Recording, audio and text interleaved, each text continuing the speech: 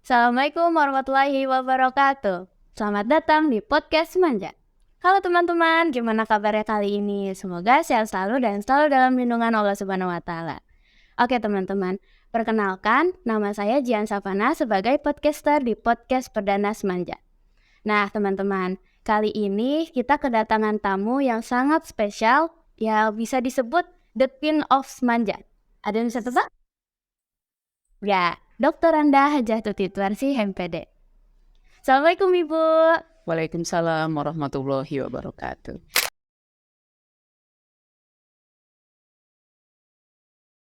Ibu gimana kabarnya kali ini? Alhamdulillah sehat. Alhamdulillah. Ibu boleh tahu nggak sebelumnya asalnya dari mana? Oh iya, saya berasal dari kota Rangkas Bitung, Kabupaten Lebak.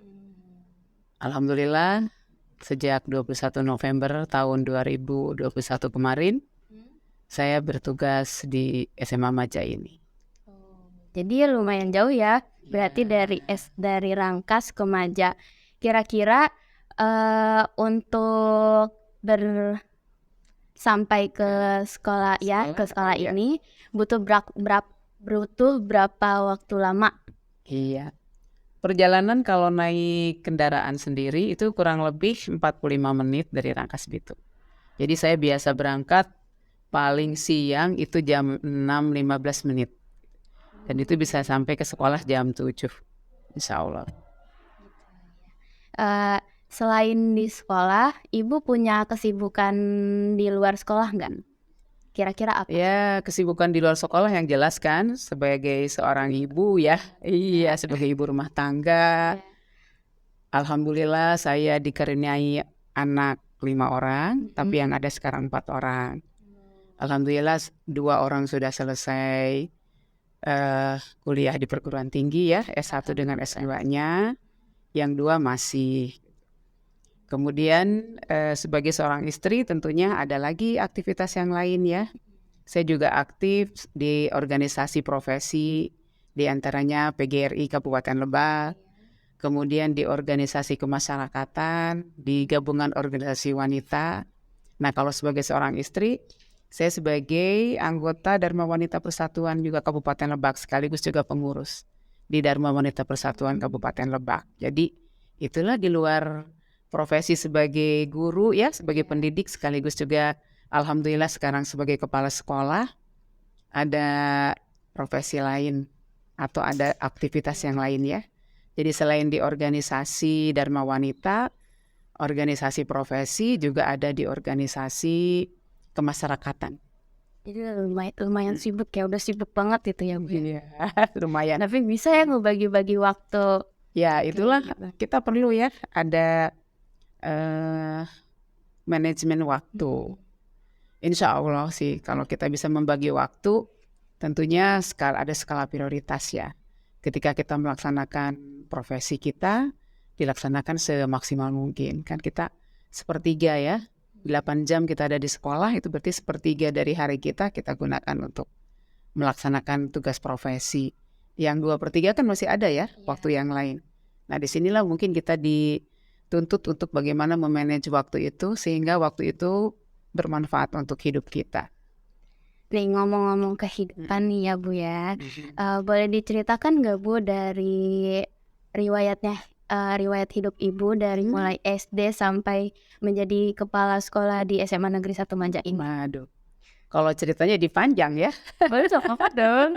Ya, saya lahir dan besar di kota Rangkas Bitung ya. Jadi SD-nya di SD Negeri 1 Rangkas Bitung, SMP-nya juga sama di SMP Negeri 2 Rangkas Bitung, kemudian SMA-nya di SMA Negeri Rangkas Bitung. Jadi pada saat saya sekolah di SMA, di Lebak itu hanya ada 1 SMA-nya, yang sekarang menjadi SMA Negeri 1 Rangkas Bitung. Jadi tahun 80 saya jadi peserta didik ya, dulu siswa SMA Negeri Rangkas Bitung, itu hanya satu-satunya sekolah.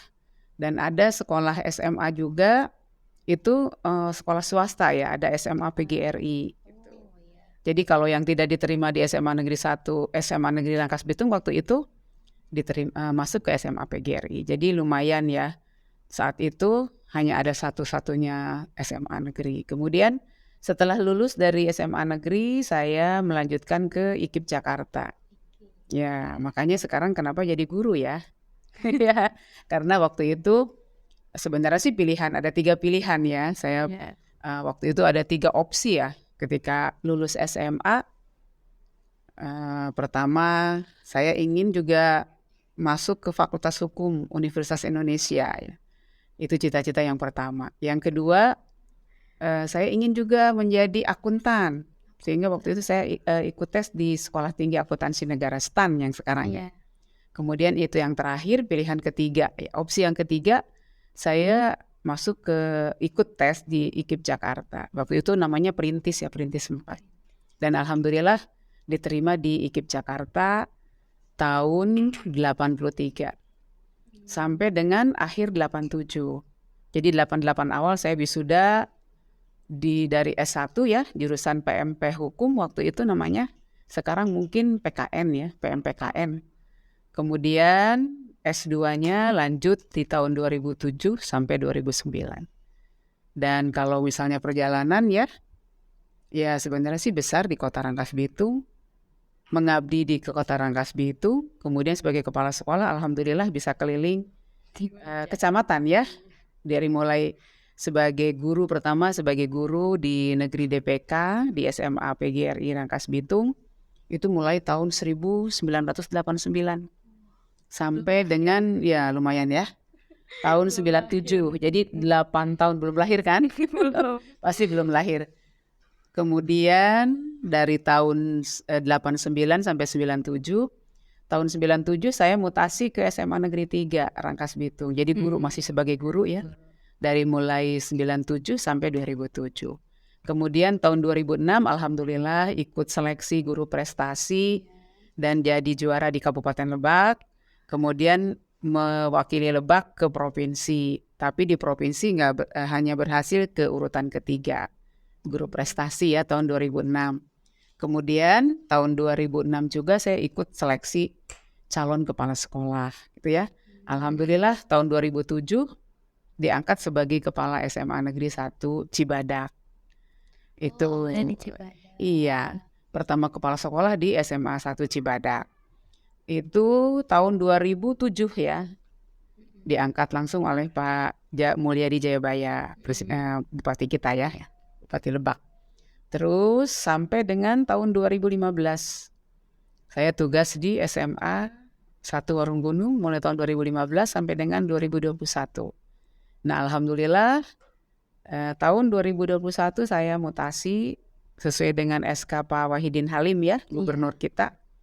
Itu tepatnya sih 4 November tahun 2021. Itu perjalanan ya. Jadi kalau dihitung-hitung berapa tahun tuh? 89 sampai sekarang ya. Berapa berarti 30 berapa? 33 ya. 33 mau 34.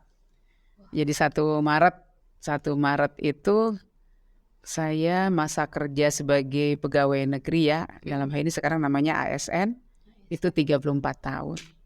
Jadi 34 tahun itu 18 tahun sebagai guru ya di SMA PGRI dengan di SMA 3 Rangkas Bitung. Yang 16 tahunnya sebagai kepala sekolah. Gitu. Alhamdulillah. Panjang ya ceritanya. Lumayan. Iya, lumayan panjang. Kalau kan kita ngomongin sekolah nih, sekolah kita kan mau mengikuti lomba sekolah sehat ya. Pendapat Ibu sama persiapannya Ibu untuk mengkoordinasi warga-warga yang ada di sekolah SMA Negeri 1 Manja itu apa? Sebenarnya program sekolah sehat itu sudah kita raih ya. Artinya saya mengikuti program ini dari mulai tingkat kabupaten. Nah, ketika saya di SMA Cibadak itu sama, SMA Cibadak juga sebagai sekolah sehat ya waktu itu tingkat Kabupaten Lebak.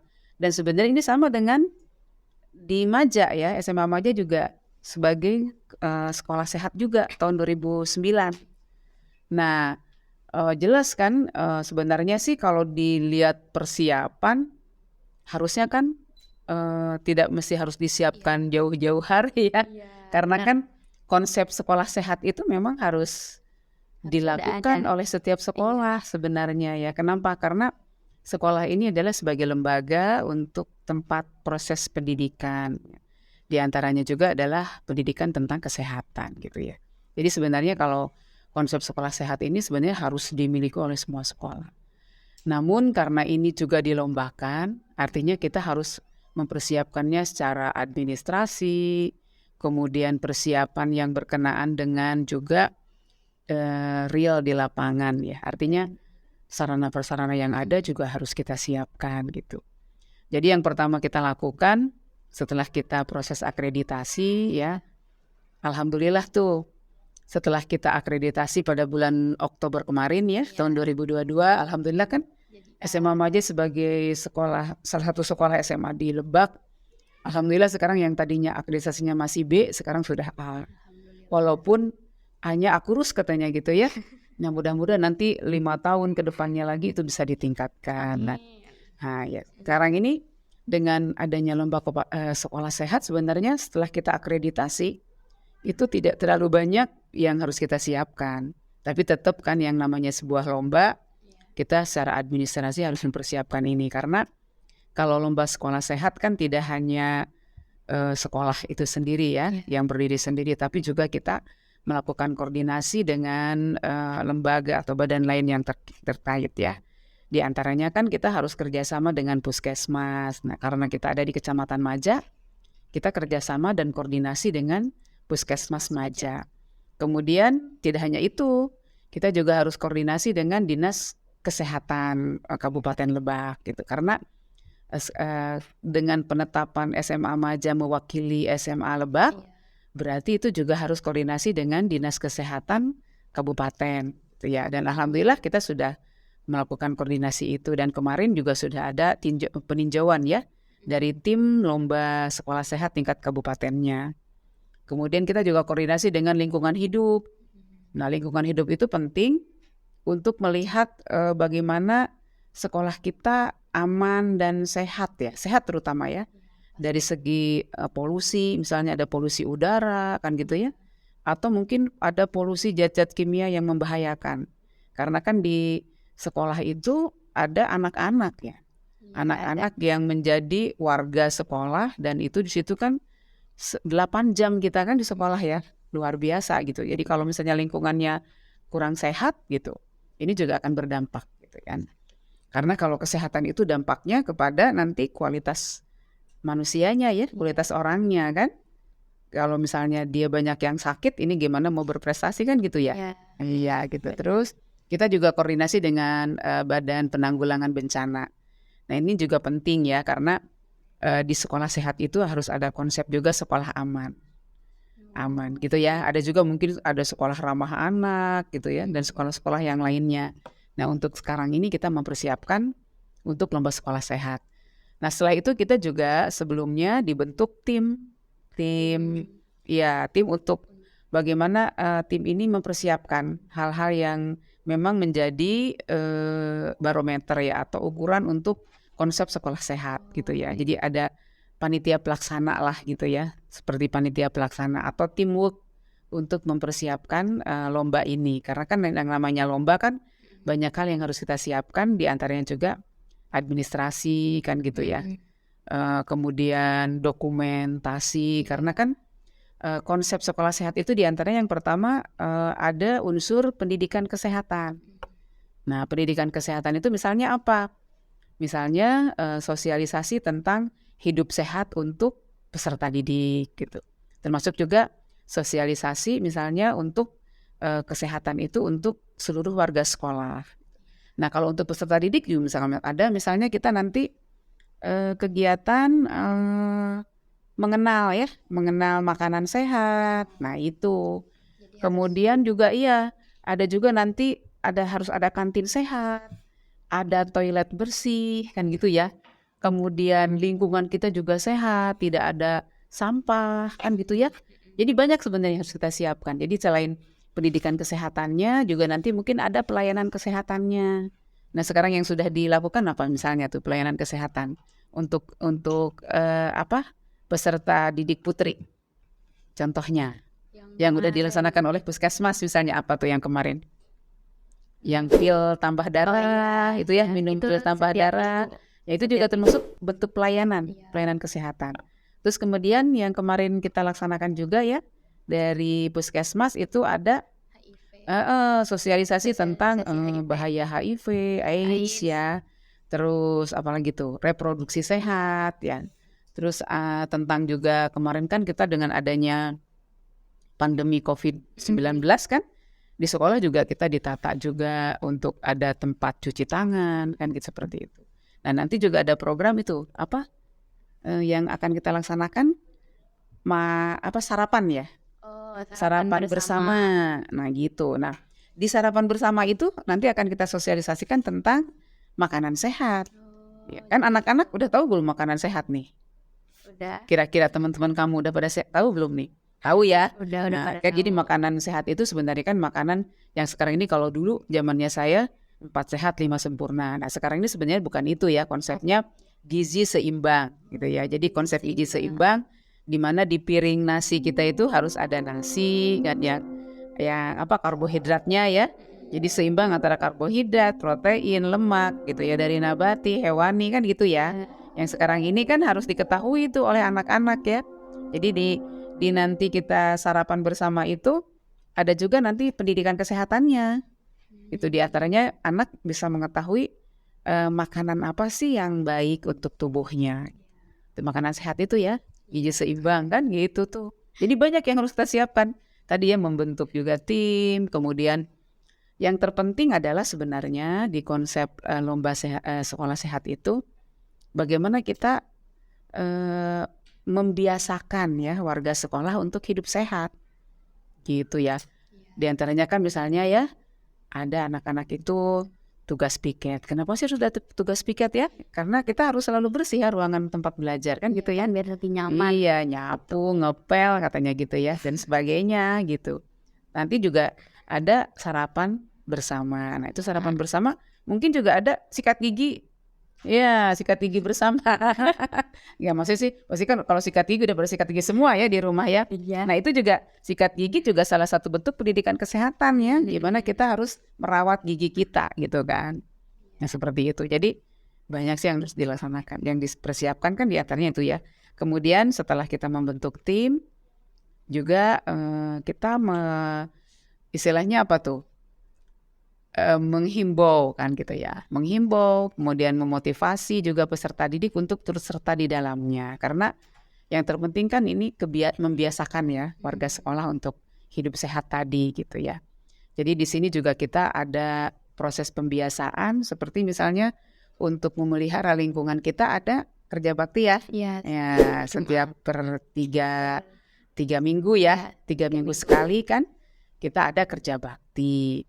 Kemudian untuk tetap kita bugar, apa tuh pembiasaannya? Olahraga bersama, ya itu tiap juga kan per 3 minggu sekali ya. Gitu. Kemudian untuk religinya, kita kan ada sesuai dengan visi sekolah kita ya, yang takwa itu. Nah itu kita membiasakan untuk misalnya ngaji bersama gitu ya, atau dengan kita mendengarkan ceramah keagamaan. Nah seperti itu mungkin ya persiapannya, jadi banyak yang harus kita siapkan. Terutama juga adalah yang berhubungan dengan sarana prasarana sekolah.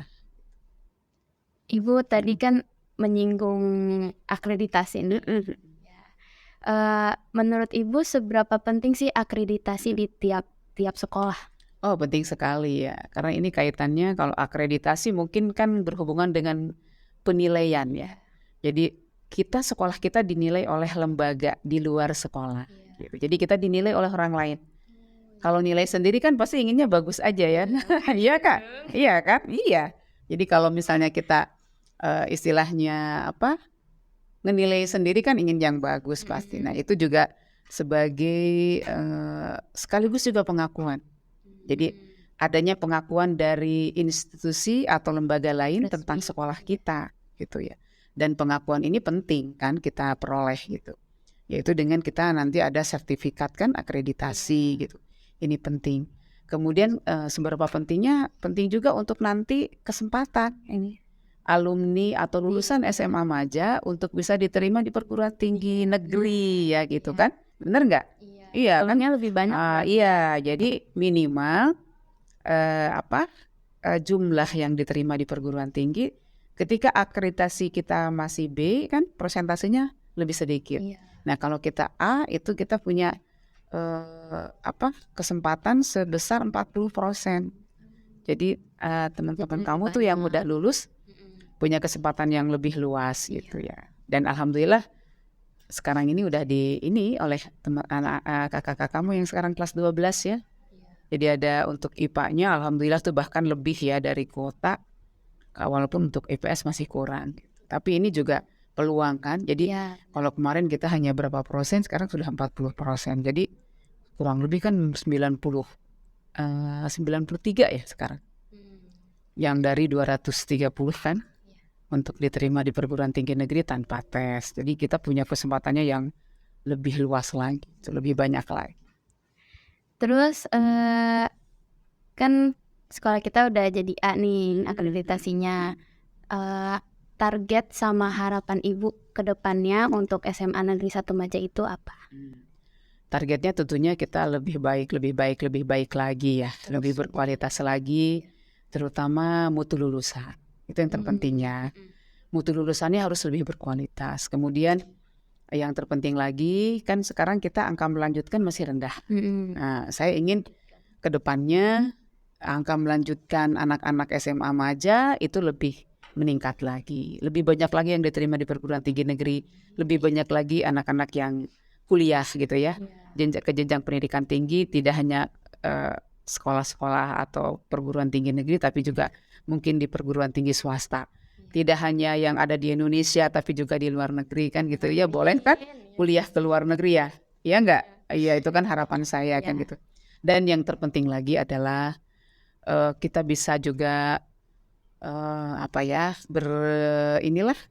dengan pemerintah ya untuk mempersiapkan generasi muda yang lebih berkualitas. Artinya kita tidak hanya mencetak ya putra-putra bangsa yang cerdas, terampil, pintar saja, tapi juga yang berakhlak mulia. Itu yang terpenting kan ya. Iya. Jadi kita udah banyak banget nih ya Bu. Jadi menurut Ibu kan akreditasi di sekolah ini penting banget ya untuk siswa-siswanya bisa memasuki perguruan tinggi. Selain itu juga dari akreditasi kita juga bisa menjaga sikap menjaga lingkungan, tapi nggak harus dari lomba. Iya betul kan. Jadi tapi juga kita harus selalu menjaga kebersihan dimanapun kita berada untuk menjadikan lingkungan tersebut jadi nyaman. Iya. Sesuai dengan janji siswa ya. Iya kan. Yang kelima menjaga kebersihan dimanapun kami berada. Itu loh. Jadi bukan janji sekolah ya. Jadi iya kan? untuk kita semua. Oh iya untuk kita semua ya. Itu yang harus dengan adanya lomba sekolah sehat itu kan diantaranya itu ya.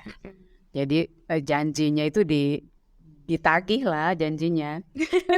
Tapi mudah-mudahan kalau itu sudah merupakan janji, ya mudah-mudahan bisa dilaksanakan gitu ya tanpa adanya keterpaksaan. Nah, gitu ya. Closing aja ya. Udah Ibu ya. Ibu makasih banyak waktunya udah mau berbincang-bincang di podcast kali ini. Semoga lancar terus menjalankan tugasnya sebagai kepala sekolah. Amin. Terus sehat selalu. Ya, amin. Ibu maaf kalau misalkan ada kata-kata yang kurang berkenan. Terus yang kurang enak didengar sama Ibu. Sebelum closing Ibu boleh nggak kita jargon SMA Negeri 1 Maja. Oh boleh, tapi boleh, Ibu yang mimpin ya. Boleh ya. Ayo. Ibu lihat ke kamera sini ya. Iya. Semangat pagi. Semangat. Oke teman-teman yang sudah menyaksikan, terima kasih sudah menonton. Jangan lupa like, comment, and subscribe. Bye-bye. Assalamualaikum warahmatullahi wabarakatuh. Waalaikumsalam Terima kasih ya Ibu. warahmatullahi wabarakatuh.